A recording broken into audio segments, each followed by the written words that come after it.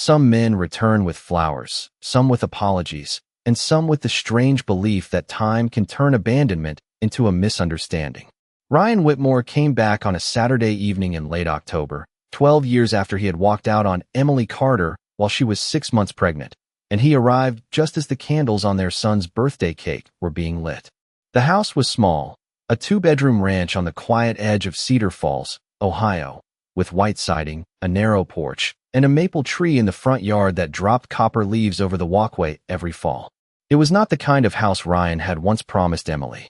There was no stone fireplace, no 3-car garage, no sweeping staircase for holiday photos. But every inch of it had been earned.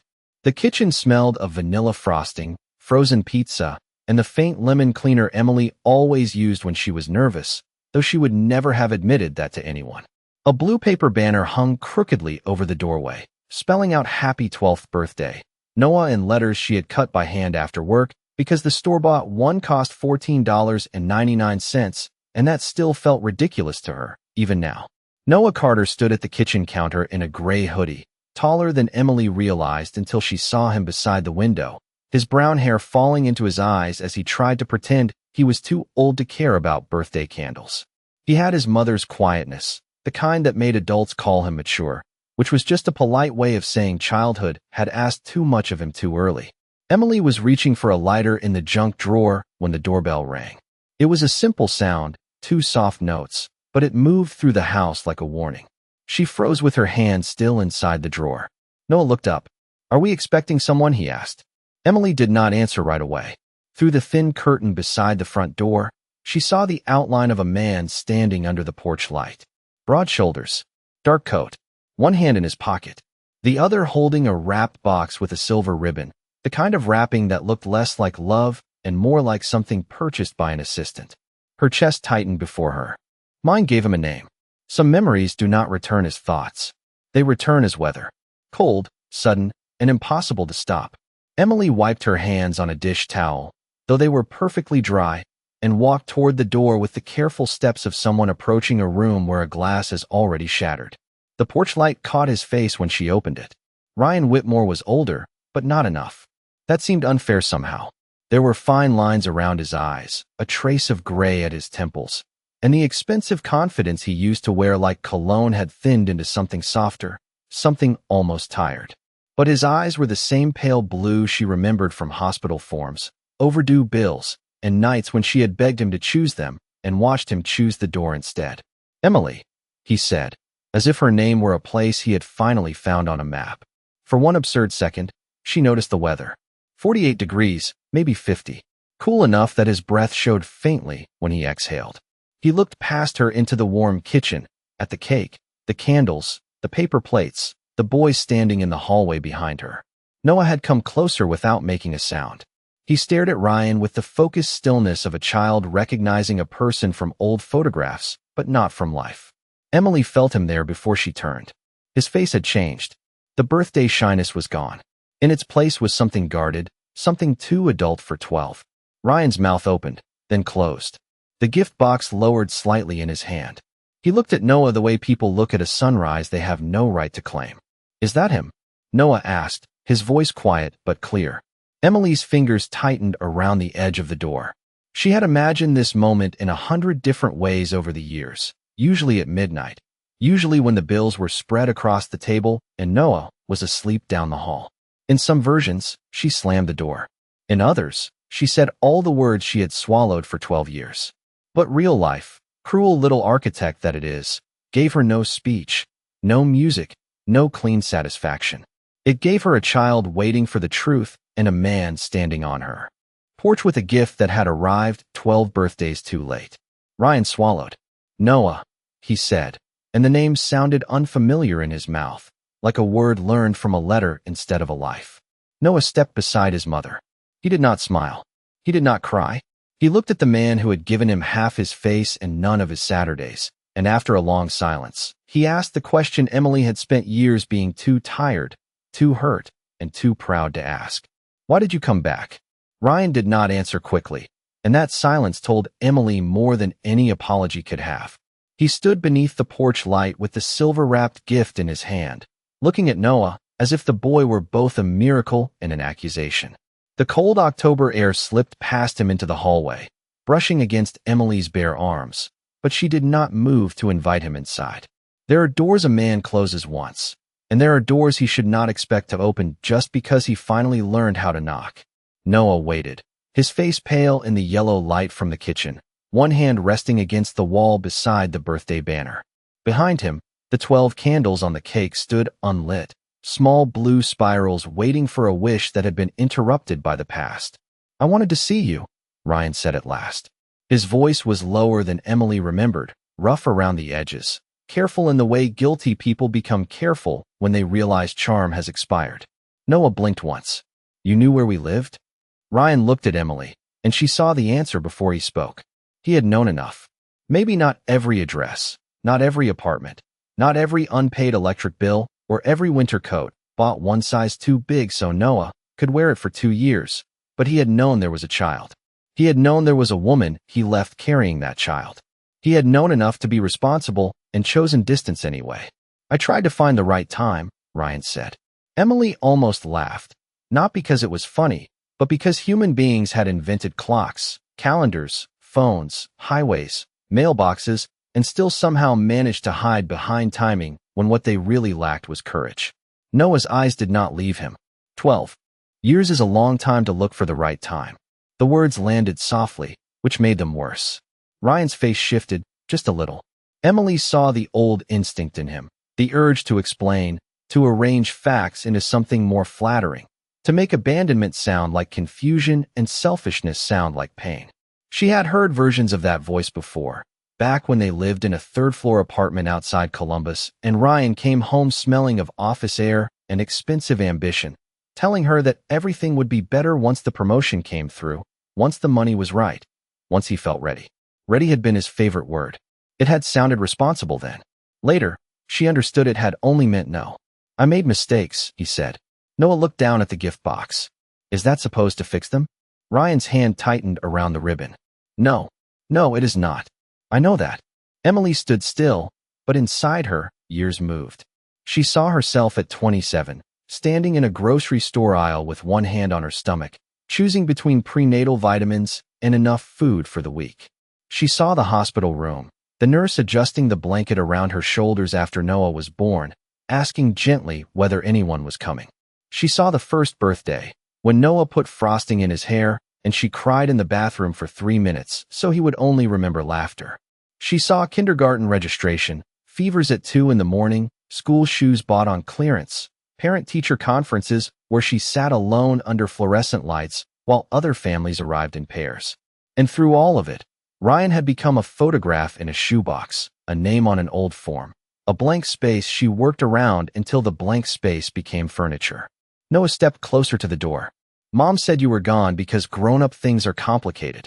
Emily closed her eyes for half a second. She had said that, more than once. She had said it because the truth was too heavy to hand to a little boy in dinosaur pajamas asking why other dads came to soccer practice. Ryan swallowed hard. "Your mom was kinder than I deserved." "She usually is," Noah said.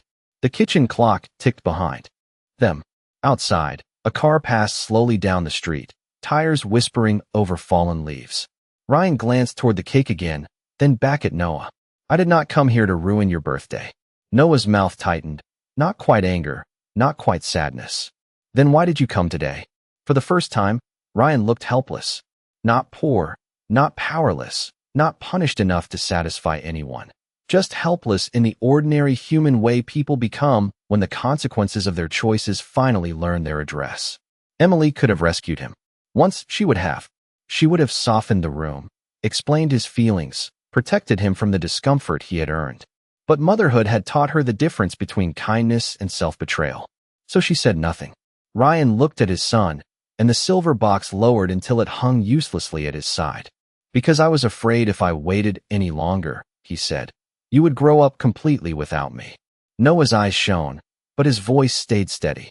"I already did." The sentence did not sound angry. That was what made it unbearable. If Noah had shouted, Ryan might have known what to do with it. He could have lowered his head, accepted the punishment, performed the kind of regret people understand when it comes wrapped in noise. But Noah's voice was calm, almost tired, and in that calm was every missed flu, every empty chair at school concerts, every Father's Day card Emily had quietly redirected into the trash before her son could ask who he was supposed to give it to. Ryan looked at Emily then, not with accusation, not exactly with pleading, but with the stunned expression of a man discovering that the past had not stayed politely buried just because he stopped visiting it. Emily held his gaze for a moment, and the years between them did not feel like years at all. They felt like a hallway she had crawled through on her hands and knees, carrying a baby, a diaper bag, a stack of bills, and the ridiculous hope that one day it would stop hurting. "Noah," she said softly, not to silence him, but to steady the room. Her son turned toward her, and for 1 second he looked 12 again, not wise, not guarded, not painfully composed. Just a boy in a gray hoodie on his birthday, standing between a mother who had stayed and a father who had arrived late with a box. "It is okay," Noah said, and that broke something in her more cleanly than tears would have. Children should not have to comfort the adults who failed to protect them from complicated truths. Ryan stepped back half an inch, as if the porch itself had become uncertain ground. "I know I do not deserve to come in," he said. "I know that." Emily almost answered too quickly. The old reflex rose in her, polished by years of surviving other people's discomfort. "It is fine. Come in. Let us not make this harder." But it was not fine, and making things easier for Ryan had once cost her almost everything. So she let the silence stretch until it told the truth for her. Behind Noah, the kitchen timer beeped, a cheerful little sound from another universe. The frozen pizza was ready. The candles were still waiting. The house still smelled like vanilla frosting and lemon cleaner. Life, rude and stubborn as ever, continued even when history stood at the door asking for mercy. "Why today?" Emily asked. Her voice surprised her. It was steady, quieter than she expected, sharpened not by rage but by exhaustion. "You could have written. You could have called first. You could have chosen any day that did not belong to him." Ryan looked down at the gift. "I found out it was his birthday." "Found out from whom?" He hesitated, and there it was again, that tiny pause where truth went to get dressed before appearing in public. "From my mother," he said. Emily felt Noah shift beside her. Ryan's mother, Margaret Whitmore, had sent exactly 3 cards in 12 years, each one arriving late, each one signed with a careful love that never quite became action. Emily had never thrown them away.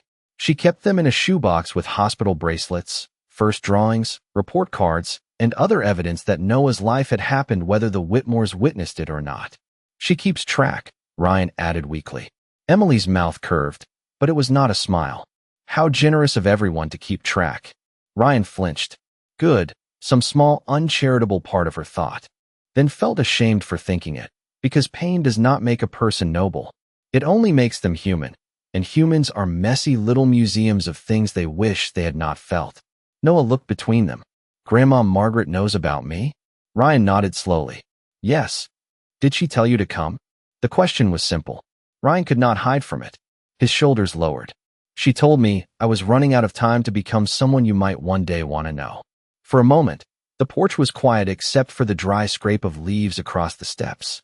Emily remembered Margaret's voice from years ago, smooth as church silk and twice as suffocating, saying Ryan was under pressure, Ryan was overwhelmed, Ryan needed space.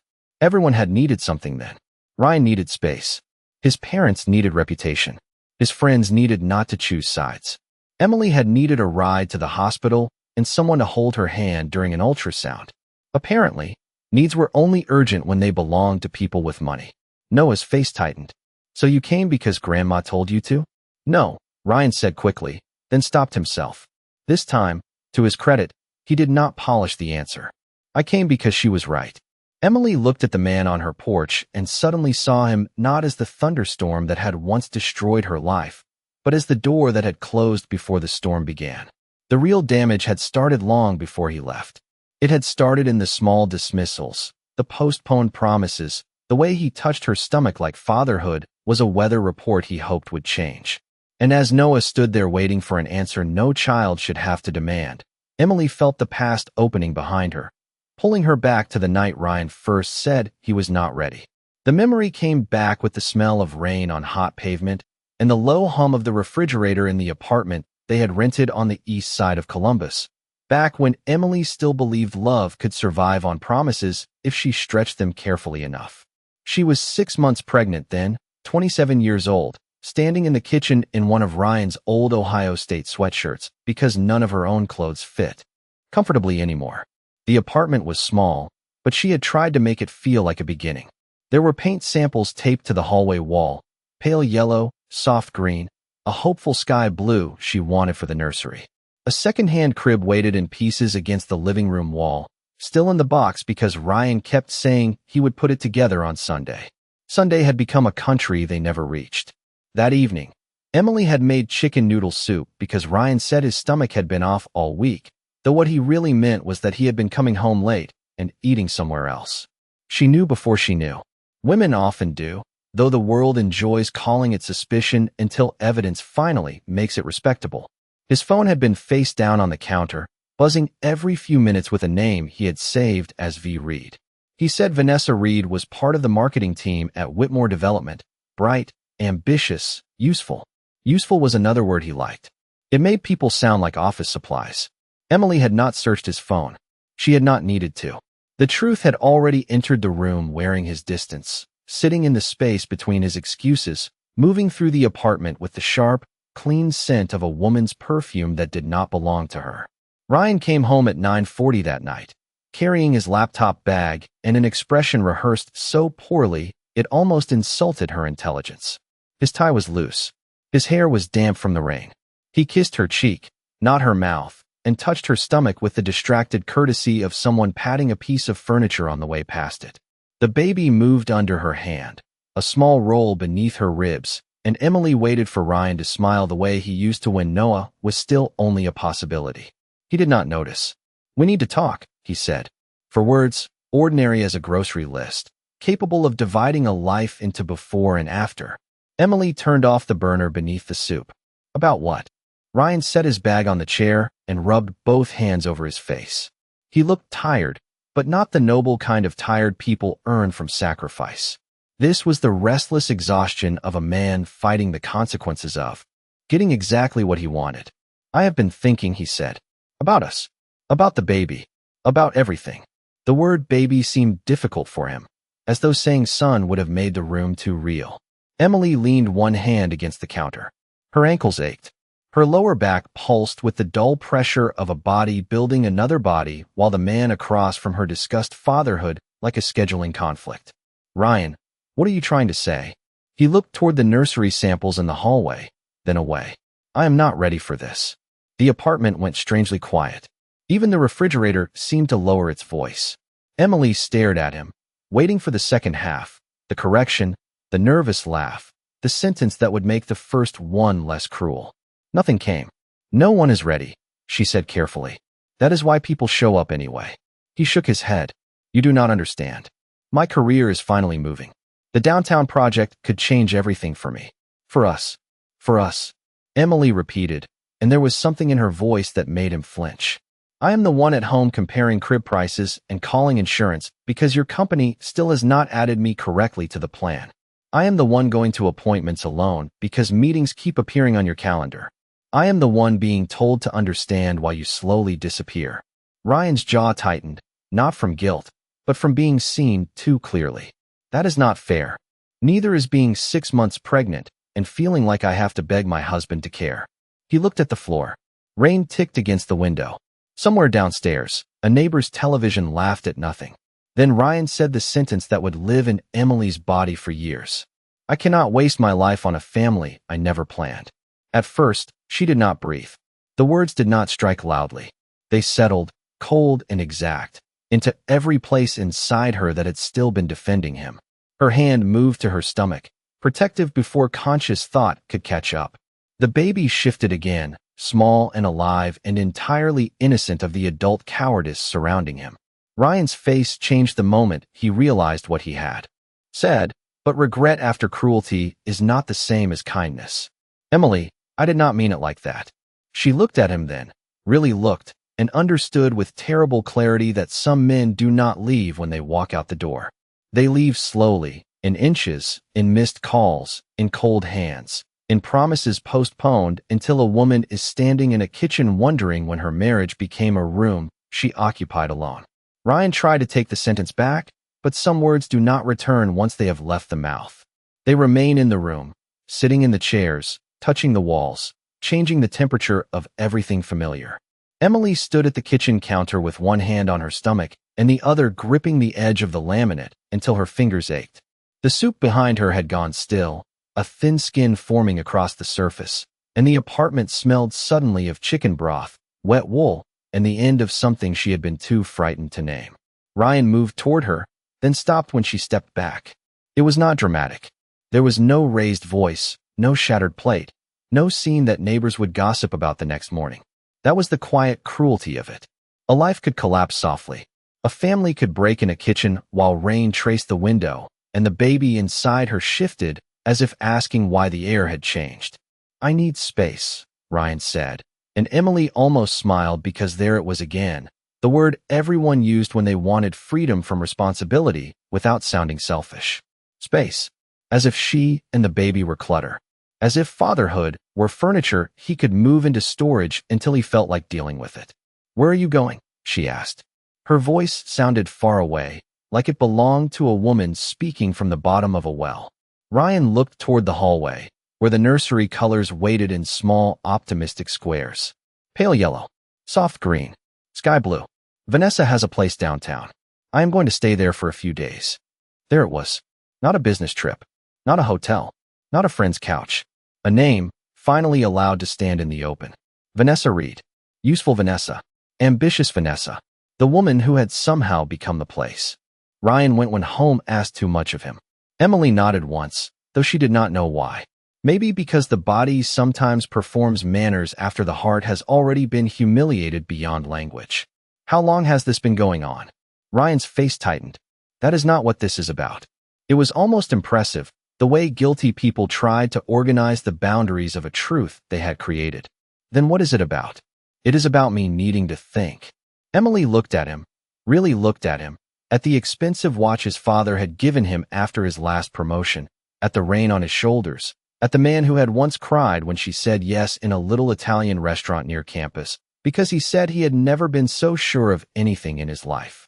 Certainty, she was learning, could expire without warning. "You are leaving your pregnant wife to think at another woman's apartment," she said. "That sounds very thoughtful." A flash of irritation crossed his face, the familiar spark that appeared whenever she stopped making his choices easier to defend. "Do not make me the villain here." Emily let out a small breath. "I am not making you anything, Ryan. I am watching you do that by yourself." For a moment, he looked wounded, and the old Emily, the softer Emily, the Emily who had spent years translating his carelessness into stress, nearly apologized. But then the baby moved again, a firm little press beneath her palm, and she remembered she was not alone inside her own body anymore. Whatever she tolerated now would echo into someone else's life. Ryan went to the bedroom and pulled a suitcase from the closet. She heard drawers open, hangers scrape, the efficient sounds of departure. Every zipper sounded final. Every footstep down the hallway measured the distance between the family she had imagined and the truth she was being handed. He came back carrying the suitcase, his laptop bag slung over one shoulder, already looking like a guest who had overstayed. At the door, he paused. "I will send money," he said. "I just need time." Emily stood in the hallway, one hand resting over their son, though she did not yet know his name would be Noah. "Children are not born when men feel ready," she said. "They arrive when they arrive." Ryan looked away first. That was the last thing she remembered clearly before the door closed behind him. Not the sound itself, not even the silence afterward, but the terrible, ordinary sight of his key still hanging on the hook beside hers, as if some small metal part of him had stayed behind out of habit when the man himself had not. The days after Ryan left did not explode. They thinned. That was what Emily remembered most, how the apartment seemed to lose weight around her, how ordinary objects became evidence of absence. His coffee mug stayed on the second shelf. His running shoes remained by the door for nearly a week because she could not bring herself to move them, and then because she hated herself for not moving them sooner. The crib box leaned against the living room wall like a question no one had answered. On Monday morning, She called her obstetrician's office from the break room at the dental clinic where she worked as a receptionist, smiling at patients through a glass window while her voice shook into the phone. Yes, she would still be coming to her appointment. No, her emergency contact had not changed yet. Yes, she understood the balance after insurance. The woman on the other end was kind, and kindness was dangerous then, because it made Emily want to cry in places where crying would be inconvenient for everyone, and humans did love making pain tidy for public spaces. Ryan sent a text on Wednesday. I hope you are okay. For words, no period, no plan, no money transfer, no mention of the baby. Emily stared at it under the fluorescent lights of the clinic hallway until the screen went dark. She did not answer, not because she was strong, but because there was no reply that could hold what she needed to say. By the end of the month, he had taken his suitcase, most of his clothes, and the framed photo from their trip to Lake Erie where they had once looked sunburned and stupidly happy. He left the key. He also left half the rent unpaid, an internet bill in his name, and a silence so large she had to walk around it to reach the bathroom at night. Emily began counting everything. Dollars, weeks, kicks, cans of soup, miles to the hospital, hours of sleep. Her life became a ledger written in worry. At 32 weeks, she sold the small gold bracelet Ryan had given her on their first anniversary and used the money for a car seat. At 34 weeks, she assembled the crib herself, sitting cross-legged on the carpet with the instruction booklet spread beside her and one swollen ankle propped on a pillow. It took her 3 hours, 2 glasses of water, and one long moment with her forehead pressed against the wooden rail, whispering, "We are going to be okay," to a child who had no reason to believe her except that she was the only voice he knew. Margaret Whitmore called once in early December. Her voice was careful, wrapped in manners so tight it could barely breathe. Ryan was confused, she said. Ryan was under pressure. Ryan needed time to understand what fatherhood meant. Emily listened from the nursery doorway, looking at the little blue blanket folded over the crib rail. Fatherhood is not a philosophy seminar, Margaret, she said. He does not get 12 weeks to draft an opinion. There was a silence, then a soft sigh, as if Emily had disappointed the family by refusing to make abandonment elegant. Coffee and warm blankets. A nurse named Carla met her with calm eyes and a voice that made room for fear without feeding it. "Is anyone coming?" Carla asked gently after checking Emily in. Emily looked at the visitor chair beside the bed, beige vinyl, metal legs, empty as a verdict. For 1 second, she imagined Ryan rushing through the door, apologetic and breathless, transformed by the thought of missing his son's first breath. Then another contraction tightened across her body, and fantasy became a luxury she no longer had time for. "No," she said, gripping the bedrail. "It is just me." But it was not just her. Hours later, when a red-faced, furious, beautiful baby was placed against her chest, Emily understood that the room had never been empty. Noah was warm and real and impossibly small, his fingers curling against her skin like he had been looking for her all along. She looked at the vacant chair once more, then back at her son. "You are wanted," she whispered, her tears falling into his dark hair. "You are wanted enough for both of us." The first year of Noah's life taught Emily that love could be endless and still not pay the electric bill. She learned to move through exhaustion the way other people moved through rooms, careful not to bump into the furniture of her own fear. The apartment in Columbus became smaller after the crib was assembled, after the stroller folded awkwardly beside the door, after the kitchen counter disappeared beneath bottles, coupons, unopened medical statements, and the little yellow notebook where Emily wrote every expense down to the penny. Formula cost more than she expected. Diapers vanished faster than logic allowed, because apparently babies were tiny accountants hired by the universe to bankrupt hope one package at a time. She returned to work at the dental clinic when Noah was 8 weeks old, not because she was ready, not because her body or heart had healed, but because rent did not care whether a woman had slept in 3 days. Emily drove through gray Ohio dawns with Noah bundled in the back seat, his little hat sliding over one eyebrow, his pacifier resting against his cheek. She would carry him into Mrs. Alvarez's warm house, breathe in the smell of oatmeal and lavender soap, kiss his forehead 3 times, and then sit in her car for exactly 90 seconds before work, allowing herself to fall apart only in the privacy between one responsibility and the next. Ryan sent money twice that year.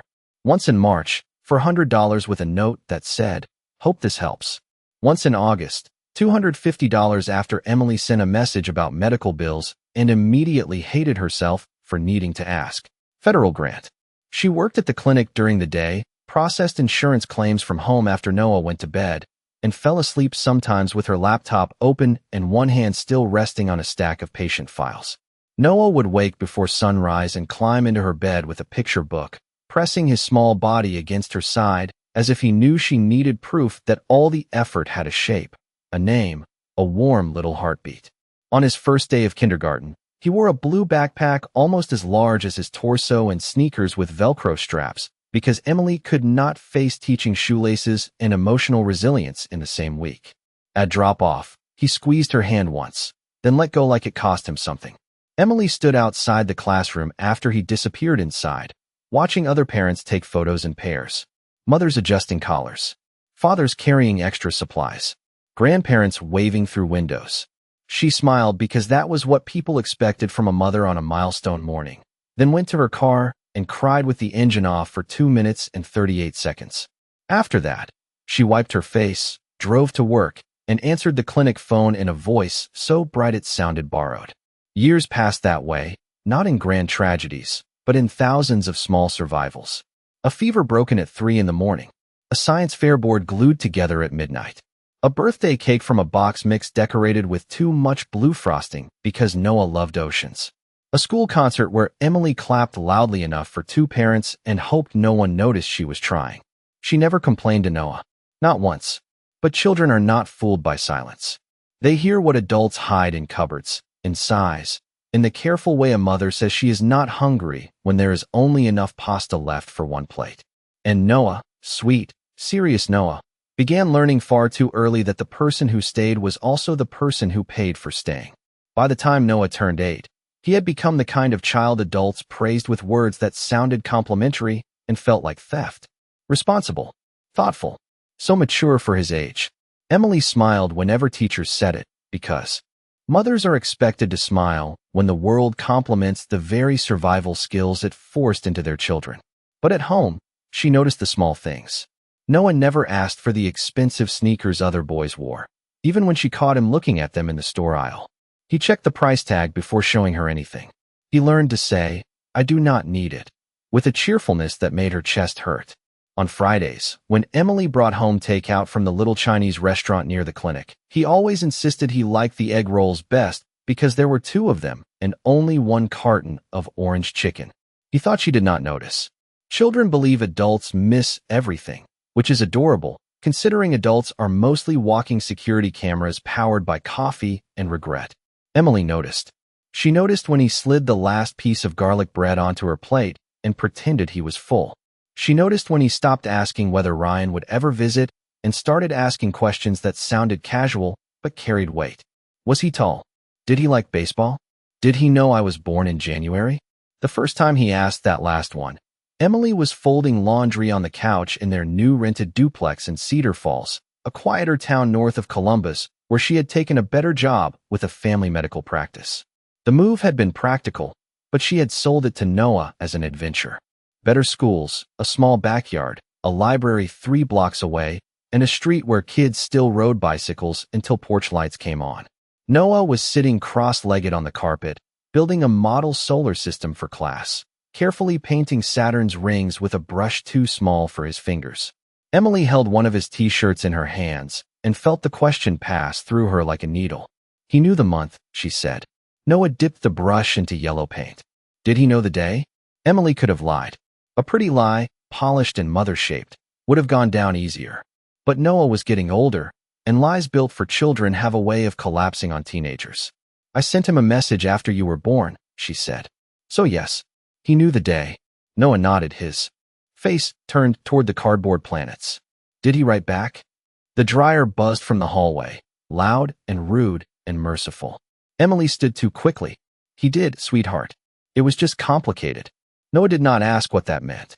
Maybe he already knew complicated was the blanket adults threw over things they were ashamed to explain. Father's Day became the hardest day of every year, not because Noah cried, but because he prepared. In first grade, his teacher had the class make cards, and Noah came home with one tucked inside his backpack, folded so tightly the edges had softened. Emily found it while packing his lunch for the next day. On the front, in blue crayon, he had written Happy Father's Day in careful block letters. Inside, there was no message, only a drawing of a boy beside a blank stick figure. She sat at the kitchen table for a long time after Noah went to bed, the card in front of her, feeling anger rise in her throat like something bitter and alive. Not at Noah. Never at Noah. At Ryan. At herself. At every cheerful classroom tradition built on the assumption that every child had two available parents and nobody would be quietly wrecked by construction paper. The next morning, she asked Noah about it while pouring cereal. He shrugged, eyes fixed on the bowl. Mrs. Dawson said we could give it to an uncle or grandpa, or someone special. Emily kept her voice light. Who do you want to give it to? He stirred the cereal until the milk turned pale. Can I give it to you? Emily turned toward the sink because the human face is a poor container for certain kinds of love. Yes, she said. I would like that very much. He brought it to her after breakfast with both hands, formal as a diplomat, and she hugged him so tightly he laughed and told her she was squishing his ribs. That card stayed in her bedroom drawer for years, beside hospital bracelets and report cards, and the 3 late birthday cards from Margaret Whitmore. By 10, Noah had stopped asking where Ryan was and started watching who stayed. He noticed Mrs. Alvarez showing up for school plays even after she no longer watched him. He noticed Dr. Patel from the clinic fixing Emily's flat tire in the parking lot without making her feel embarrassed. He noticed his soccer coach teaching him how to tie a better knot in his cleats, and his librarian saving new astronomy books for him behind the desk. The world, imperfect little disaster that it is, had given Noah fragments of care in unexpected places. But fragments are not the same as a father. On the night before his 11th birthday, Emily found him awake at 11:30, sitting by the window in his room, looking at the quiet street. Could he come back someday? He asked without turning around. Emily sat on the edge of his bed, careful not to answer too fast.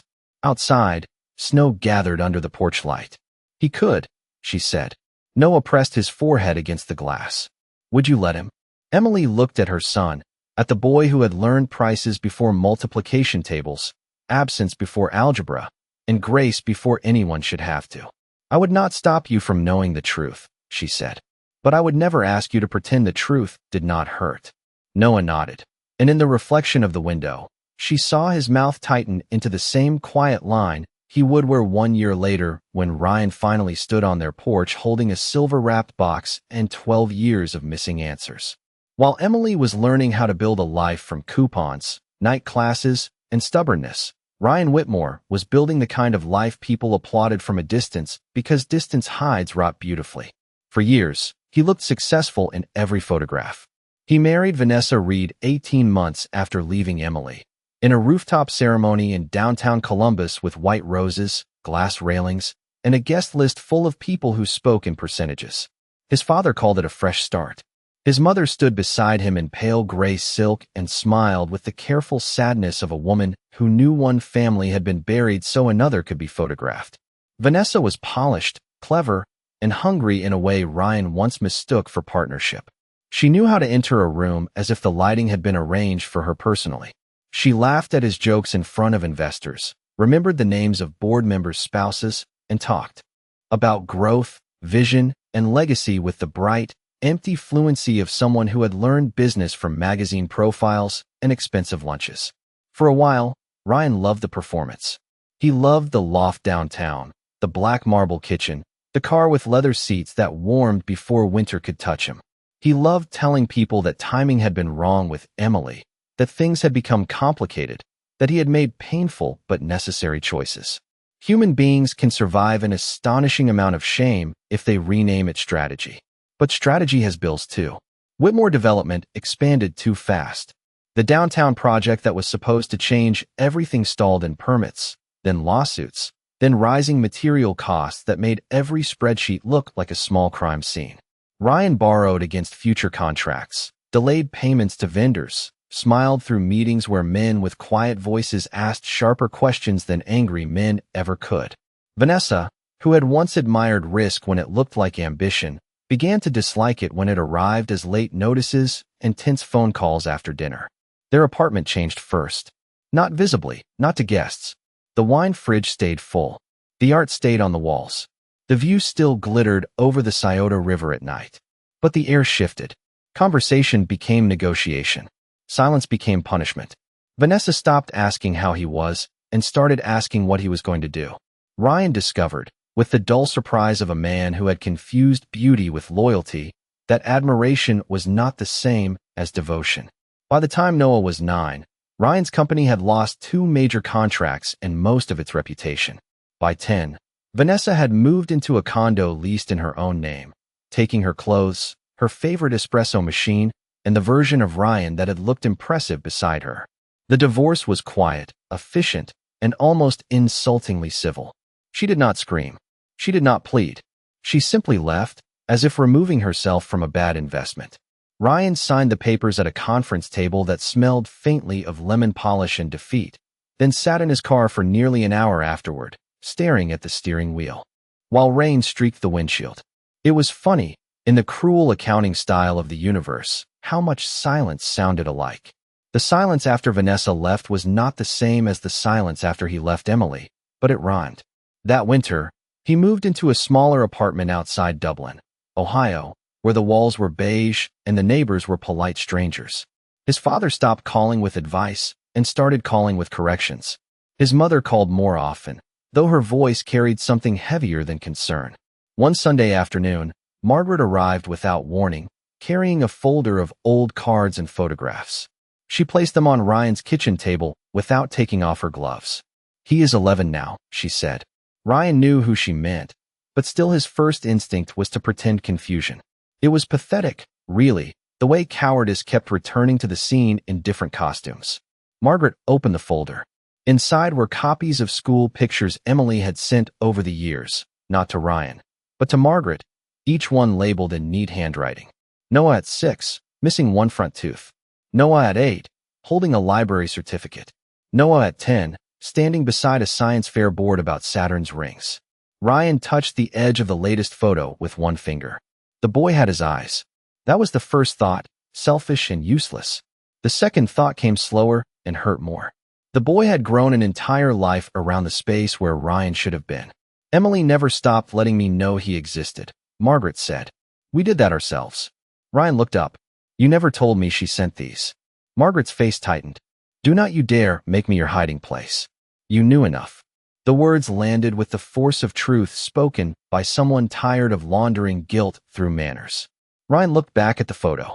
Noah's smile was small, cautious, as if joy had to ask permission before showing its whole face. For the first time in years, Ryan did not think about what he had lost.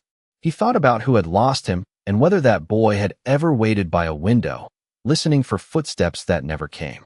Ryan did not go to Cedar Falls the next day, though for one reckless hour he almost convinced himself he would. He sat at his beige kitchen table with Noah's school photo in front of him and Margaret's folder open beside a cooling mug of coffee, staring at a boy who had inherited his eyes and none of his excuses. There was an address written on the back of one envelope in Emily's careful handwriting, and the sight of it made his stomach tighten in a way no failing contract, angry investor, or divorce attorney ever had. It was absurd, really, how a man could negotiate million-dollar construction loans without blinking and still be terrified of one front porch in a small Ohio town. For weeks, he drove nowhere near it. He searched Cedar Falls online. He looked at the elementary school website. He found a newsletter with Noah Carter's name listed under the regional math challenge winners, then another article about a student science showcase, where Noah had presented a project on planetary rings. Ryan read the same paragraph 6 times, as if repetition could become fatherhood by sheer stubbornness. He told himself he was respecting Emily's space. He told himself he needed to prepare. He told himself a dozen thoughtful lies because humans are remarkably gifted at building moral furniture out of cowardice. Then, in early October, Margaret called him again. Her voice was thinner now, less polished. "His birthday is on the 22nd, she said. "You have always known the date. This year, do not just know it." That was how he ended up in a toy and hobby store on the west side of Columbus, standing under fluorescent lights with a silver shopping basket in his hand, surrounded by model rockets, robotics kits, board games, and fathers who looked tired in the ordinary, honorable way. He watched one man argue gently with a little girl over whether a telescope could fit in the trunk of their car. He watched another father read the age recommendation on a chemistry kit while his son bounced on his heels. Ryan stood there feeling like an intruder in a country where everyone else spoke the language. He bought Noah a high-end telescope, far too expensive, far too dramatic, the kind of gift that announced both ignorance and desperation. The clerk asked if he wanted it wrapped. Ryan said yes because apparently he needed a stranger to dress his regret in silver paper. He drove to Cedar Falls 2 days before Noah's birthday and parked across from the middle school just as the afternoon buses were lining up. He told himself he only wanted to see the building. That was another lie, but a quieter one. The school sat behind a row of young maple trees, all red and gold in the October sun, with a football field behind it and a sign out front congratulating the academic team on making state finals. Parents waited in cars along the curb. Students poured through the doors in loose, noisy clusters, backpacks bouncing, sneakers scraping, the whole careless music of childhood moving past him like something he had no right to hear. Then he saw Noah, not in a photograph, not frozen at age 10 with a cautious smile. Real, moving, taller than Ryan expected, thin and serious, wearing a gray hoodie and carrying a navy backpack with a small NASA patch sewn near the pocket. He walked beside a boy with curly hair who was talking with both hands, but Noah was mostly listening, smiling faintly at the right moments. Emily came into view a minute later, stepping out of a modest blue sedan near the curb, still wearing navy scrubs under a tan coat, her hair pulled back in a loose knot. She looked tired, but not defeated. That distinction hit Ryan harder than beauty would have. She was not the broken woman his memory had used to protect him from guilt. She was solid, focused, familiar and unfamiliar all at once. Noah saw her, and his whole face changed, not loudly, not with childish excitement, but with trust. He moved toward her without hesitation, and she reached out to take his backpack from one shoulder, saying something that made him roll his eyes and smile. The gesture was small, ordinary, devastating. Ryan sat in his car with both hands on the steering wheel, watching the life that had grown without him. A life with routines, inside jokes, after-school pickups, a mother who came even when she was tired, a son who never had to look around the parking lot wondering whether she remembered. For the first time, Ryan understood that absence was not empty. Absence had shape. It took up chairs at school plays. It filled the passenger seat on drives home. It stood beside birthday cakes. It taught children how not to expect too much. Emily glanced across the street then, not directly at him, but close enough that he sank back slightly like a fool in a badly written spy movie. Noah opened the car door and climbed in, and Ryan watched them pull away under the falling leaves. He did not follow. Not that day. He drove home with the wrapped telescope on the back seat, shining absurdly in the rearview mirror, and by the time he reached his apartment, he knew the gift was not an introduction. It was evidence. Evidence that he still thought money could arrive where time was owed. Still, on Noah's birthday, he carried it to Emily's porch because fear had finally become heavier than shame, and because Margaret had been right about one thing. He was running out of time to become someone his son might one day want to know. The present returned not as a clean cut, but as a slow tightening around the three of them on Emily's porch. Ryan still held the silver-wrapped telescope at his side, ridiculous and expensive and suddenly very small. Noah stood beside his mother in the doorway, his face steady in the way only hurt children learn to be steady, while the birthday candles waited in the kitchen behind him like tiny witnesses. Emily could feel the warmth of the house at her back and the cold October air against her face. Two worlds divided by a threshold Ryan no longer had the right to cross without permission. For years, she had imagined him coming back with confidence, with excuses, with some polished speech about how life had been complicated and he had always cared from a distance. Instead, he looked like a man who had finally arrived at the exact place where language stopped protecting him. "I already grew up without you," Noah had said, and the words stayed between them, not sharp, not loud, just true enough to make everything else sound cheap. Ryan lowered his eyes. "I know," he said. "No, you do not," Noah replied, and Emily heard the tremor then, small but unmistakable. "You know it like a sentence. You do not know what it was like. Ryan looked up, and for 1 second Emily saw him almost reach for the old habit, the adult habit, the foolish human instinct to correct a child, because being corrected by a child feels like losing a trial in a courtroom made of mirrors. But he stopped. Maybe Margaret's folder had done that. Maybe the school parking lot had. Maybe shame, after 12 years of wandering around dressed as maturity, had finally learned to sit down and listen. Noah took a breath. You do not know what it was like when I had to make a Father's Day card and did not know who to give it to. You do not know what it was like when Coach Miller asked if my dad could help with the weekend game and everyone looked at me. You do not know what it was like when Mom worked late and still came to every science fair, every concert, every parent night, and I kept wondering why one parent could do everything and the other one could not do one thing. Emily turned her face slightly toward the hallway, because a mother can survive many things, but hearing her child list the quiet injuries she had tried to soften is a special kind of ruin. Ryan's mouth moved, but no answer came. The gift box crinkled softly in his hand. Noah looked at it. What is that? A telescope, Ryan said. Your grandmother said you liked space. Noah nodded once, almost politely. I do. I thought maybe, Ryan began, then stopped, because maybe was a cowardly little word in a moment that demanded truth. He tried again. I thought it was something you might want. Noah looked toward the kitchen, where his homemade cake sat under the crooked banner, then back at the box.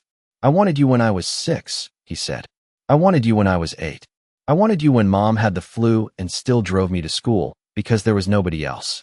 I wanted you before I knew how to stop wanting you. The last sentence broke Ryan's composure completely, not into theatrics, not into some grand display, but into the quiet collapse of a man realizing that his absence had not been a blank page. It had been writing itself into his son's childhood line by line. Emily stepped closer to Noah, not to stop him, but to let him know he was not standing alone. Ryan looked at her then, and this time there was no request in his eyes, no expectation that she smooth the edges or rescue him from the truth. I am sorry, he said. The words were simple, too simple. 12 years of groceries, fevers, rent, school forms, birthdays, and unanswered questions could not fit inside them, but they were at least honest enough not to pretend they could. Noah watched him carefully. Are you sorry because you missed me? He asked. Or because you finally saw what you missed? Ryan closed his eyes for a moment. When he opened them, they were wet, but Noah did not move toward him. Emily was grateful for that. Not because she wanted Ryan punished forever, but because children are not emotional first aid kits for adults who arrive bleeding regret all over the doorstep. Both, Ryan said. But mostly because I made you carry the cost of choices you never got to make. Noah looked down at the porch boards, where dry leaves had gathered along the rail. A car door closed somewhere down the street. Inside, the kitchen timer beeped again, impatient with human drama, because even machines know birthdays should not be held hostage by men with delayed consciences. Emily finally spoke. Ryan, this is Noah's birthday. You do not get to make tonight about forgiveness. Ryan nodded quickly. I understand. No, Emily said, her voice gentle but firm. You are beginning to understand. That is different. The sentence settled over him with more dignity than anger ever could. Noah reached for the gift box, and Ryan handed it to him carefully, as if passing something fragile across a distance he had built himself. Noah did not smile. He did not say thank you right away. He only held the box against his chest and looked at the man on the porch. You can come to my school ceremony next month, he said. Ryan's face changed, hope rising too fast. Poor foolish thing. Noah saw it and added, but you have to sit in the back. And you cannot tell people you are my dad like you earned it. Emily felt the air leave her lungs. Ryan nodded, once, slowly. That is fair. Noah stepped back into the house. Emily remained at the door for one more moment. Do not make him regret giving you a chair, she said. Then she closed the door, not hard, not cruelly, but with enough finality to remind Ryan that being invited to the back row was not a punishment. It was more mercy than he had earned. Inside the house, the silence after the door closed felt different from the silence before Ryan arrived. It was not peaceful exactly, because peace is not something that strolls in politely after 12 years of damage and takes off its shoes by the door. It was more like the pause after a storm warning, when everyone stands still and checks what is still standing. Noah held the silver-wrapped telescope against his chest, staring at the front door as if it might open again by itself. Emily stood beside him, one hand still resting on the knob, feeling the cold from outside fade slowly from her fingers. In the kitchen, the timer beeped one more time, offended by the fact that human pain had delayed frozen pizza, and somehow that ridiculous little sound saved them. Noah turned first. "The pizza is probably ruined," he said. His voice was too even, but Emily accepted the mercy of ordinary words. "It was frozen pizza," she said. "Ruined is its natural state." A tiny breath of laughter escaped him, thin and brief, but real enough to let her breathe again. They walked back into the kitchen together. The birthday cake sat under the crooked blue banner, the candles still waiting in neat little rows. The frosting had softened at the edges, and one corner of the cake leaned slightly to the left, like it too had been through something. Noah set the telescope box on an empty chair, not on the table, and Emily noticed. She noticed everything tonight, because motherhood had turned her into a historian of small movements. He did not reject the gift, but he did not let it join the birthday either. It belonged nearby, not inside. That was fair. Emily took the pizza out of the oven, cut it into squares, and placed 2 slices on a paper plate decorated with cartoon planets, because Noah had loved space since he was 4 and had once announced that. Saturn was the only planet with proper fashion sense. He sat at the table, picked at the edge of a slice, and looked older than he had an hour ago. Emily hated Ryan for that more than she expected. Not for coming back, not even for crying on the porch like regret had finally discovered transportation, but for making Noah grow another inch emotionally on a night that should have belonged to cake, bad pizza, and pretending not to care about presents. "Are you mad at me?" Noah asked suddenly. Emily turned from the counter. For what? For telling him he could come to the ceremony. The question was small, but beneath it lived a fear she recognized too well, the fear that wanting something from someone unreliable was a betrayal of the person who had been reliable all along. She crossed the kitchen and sat beside him. "No," she said. "I am not mad." He pushed a crumb across the plate with one finger. "I do not know if I want him there." "That is allowed." "I do not know if I want him not there either." "That is allowed too." Noah looked at her then, and the child in him finally rose to the surface, tired and uncertain, and hoping someone else could hold the map for a little while. What if he leaves again? Emily did not answer with the lie every frightened child wants, and every honest parent cannot give. She could not promise Ryan would stay. She could not promise he had changed, because change was not a sentence spoken under a porch light. Change was repetition. Appointments kept. Calls made. Promises honored when no one was clapping. "Then we will still be here," she said. "You and me. Like always." Noah looked down, and his mouth trembled once before he pressed it still. "I hate that I care." Emily reached for his hand. "I know. It makes me feel stupid." "Caring does not make you stupid. It makes you human, which is inconvenient, but unfortunately very common." This time his smile stayed a second longer. She squeezed his hand. "You can be curious about him and still be hurt. You can give him one chair at one ceremony and still not owe him your whole heart. Those things can all be true at the same time." Noah nodded slowly, absorbing it with the seriousness he brought to math problems and wounded animals. Then he looked at the telescope box. "It is a good gift." Emily followed his gaze. "It is. Too good. Maybe. Do I have to say thank you?" Emily considered that. Somewhere in another house, another parent might have said yes automatically, because manners are the bandage adults slap over discomfort when they do not want to examine the wound. But Emily had not raised Noah to perform gratitude for things that arrived wrapped around guilt. "Not tonight," she said. "Tonight you get to be 12. He leaned into her then, not dramatically, just enough for his shoulder to rest against hers. Emily put her arm around him and kissed the top of his hair, breathing in frosting, shampoo, and the last fragile edge of childhood. After a minute, she reached for the lighter and lit the candles one by one. The flames trembled gold against Noah's face. "Make a wish," she said. He looked at the candles for a long time. Emily did not ask what he wished for. Some wishes are too private, even for mothers. He blew them out in one breath, and the kitchen filled with smoke, soft applause from only one pair of hands, and the quiet knowledge that the door Ryan had knocked on was no longer locked, but it was not open either. It was simply there, waiting to see who he would become when no one was forcing him to return. The school ceremony took place 4 weeks later in the Cedar Falls Middle School auditorium, a brick building with squeaky floors, folding chairs, and a stage curtain that had probably survived 3 principals, 2 budget cuts, and whatever mysterious crimes children commit with tape. Emily arrived early because she had always arrived early for Noah. She wore navy slacks, a cream sweater, and the small silver necklace Noah had given her from the school holiday shop when he was 7, a necklace that had cost $6 and still mattered more than any apology Ryan could have wrapped in silver paper. Noah walked beside her in a button-down shirt he hated but tolerated, his hair combed for exactly 11 minutes before surrendering to its natural rebellion. He held a certificate folder against his chest and kept glancing toward the parking lot without meaning to. Emily pretended not to notice, because motherhood is often the art of protecting a child's dignity while watching his heart through bulletproof glass. They stepped into the auditorium, and Noah immediately scanned the back row.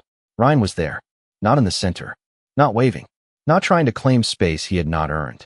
He sat near the aisle in a dark jacket, hands folded, a paper program resting on his knee. When he saw Noah, he stood halfway, then seemed to remember the rule and sat back down. That small correction mattered. Noah saw it too. His face did not change much, but Emily felt the breath he had been holding leave him. He came, Noah said, almost to himself. He did, Emily replied. She did not add anything else. No praise, no warning, no forced optimism dressed up as wisdom. Ryan had done one right thing. One right thing was not redemption, but it was also not nothing. The ceremony began with the principal mispronouncing 2 names, the microphone squealing once, and a row of 6th graders whispering, as if secrecy were a brand new invention. Noah sat with the other honorees near the front, his shoulders straight, his shoes tapping once against the floor before he made himself stop. When his name was called for the state math competition award, Emily clapped first. She always did. Then the auditorium joined her, a warm, ordinary thunder that filled the room. Noah crossed the stage, shook the principal's hand, and looked out toward the audience. For a moment, his eyes found Emily, and the look between them carried everything. The late nights, the grocery budgets, the cardboard solar system, the birthday candles, the card with the blank stick figure, the long road from a hospital chair no one occupied to this room, where she had never once failed to appear. Then his eyes moved to the back row. Ryan was standing now, applauding quietly, his face open and stricken and proud in a way that seemed to hurt him. He did not shout. He did not point. He did not turn to the people beside him and announce, "That is my son," as if biology were a trophy. He simply clapped, and for once, his restraint spoke better than his words ever had. Afterward, in the crowded hallway smelling of floor wax, winter coats, and cafeteria cookies, Ryan approached slowly. Noah stood beside Emily with his certificate in both hands. "You did great," Ryan said. "Thank you," Noah answered. The words were polite, but not empty. Ryan nodded toward the certificate. "Your grandmother will want a picture." Noah looked at Emily, then back at Ryan. "You can take one," he said. "But just one." A fragile smile crossed Ryan's face. "One is enough." Emily almost corrected him, almost said it was not enough. Not really, not after 12 years. But she did not. Noah was setting the pace now, and that was the point. Ryan took the photo with hands that trembled slightly, then lowered the phone. "I was wondering if maybe sometime you would want to look at the stars with that telescope," he said. Noah studied him. "Maybe," he said. "Not this weekend. Mom and I are going to the library sale." "Another time, then," Ryan replied. "If you want." There it was, the smallest possible miracle. A man who had once demanded space finally learning how to offer it. That night, back at the little house with white siding and the maple tree out front, Noah placed his certificate on the refrigerator with a magnet shaped like Saturn. The telescope box still sat in the corner of his room, open now, assembled halfway, not hidden but not rushed. Emily stood in the doorway while Noah adjusted one of the tripod legs. "Do you think people can change?" he asked. Emily leaned against the frame. Outside, November wind moved through the bare branches, and somewhere beyond the clouds the stars were present whether anyone looked for them or not. "Yes," she said, "but change is not what people promise. It is what they keep doing after the promise gets boring." Noah nodded, accepting this like a formula he would test over time. Later, after he fell asleep, Emily found the silver birthday ribbon folded neatly on his desk beside the Father's Day card he had once given her. She touched the edge of it and felt no triumph, no clean ending, no easy forgiveness tied with a bow. Life was not that generous, and people were not that simple. But in the quiet of the hallway, she understood something she had been too tired to believe years ago. Ryan had left them, but he had not defined them. Noah was not the boy who had been abandoned. He was the boy who had been raised, loved, protected, and finally allowed to decide what kind of door his father deserved. Some men come back asking for forgiveness. Some children are brave enough not to hand it over too quickly. And some mothers spend years building a home strong enough that when the past knocks, it does not shake the walls anymore.